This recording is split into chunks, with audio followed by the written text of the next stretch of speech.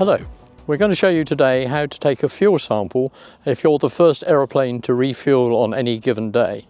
If that's the case, then you'll find that this lock is padlocked, so you can't get in. So the first thing to do is to unlock the gates and open the gates. Before you go in, no mobile phones or electronic devices are allowed inside the BFI because it's an explosive area. So take your mobile phone and put it in the box provided before you go inside. So open the pump cabinet.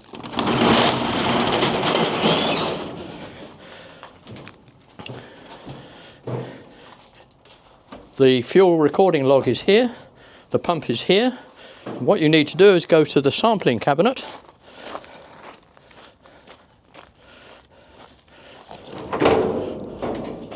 Open it up and take out the sampling jar, which should be empty. If it's not empty, then empty it into the fuel container down here. But if it's not empty, somebody's made a mistake, so empty it into there. So when it's empty, make a note of the last 3 digits of the cumulative dispenser, currently 854. And enter that number in the fueling log. So you put the date, fuel sample, the starting number, and your name and your initials. Take the pump dispenser, and like at the petrol station, the pump will start up and take about 1 litre of fuel. Not very much.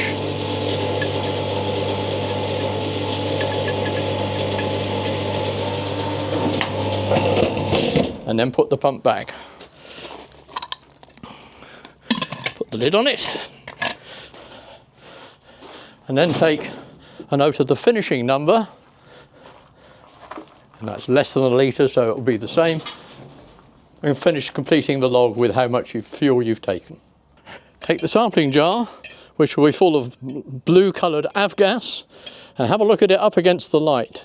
You're looking for sediment in it, or excessive water in it, but if it's clear, like that one is,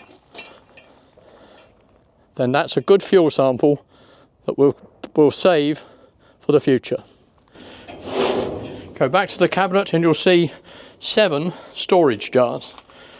Whatever day it is, today we're doing this on a Friday, so we'll take Friday's fuel sample. The last Friday it was sampled.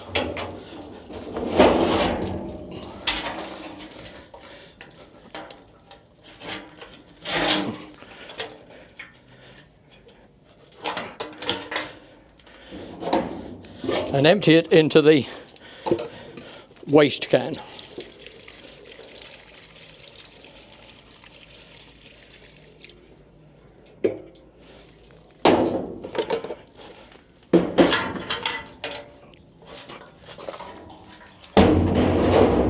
So the Friday can is now empty.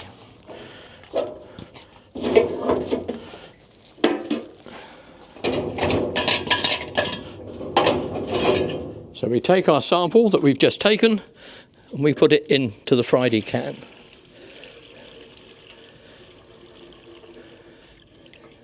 And now the sampling jar is empty.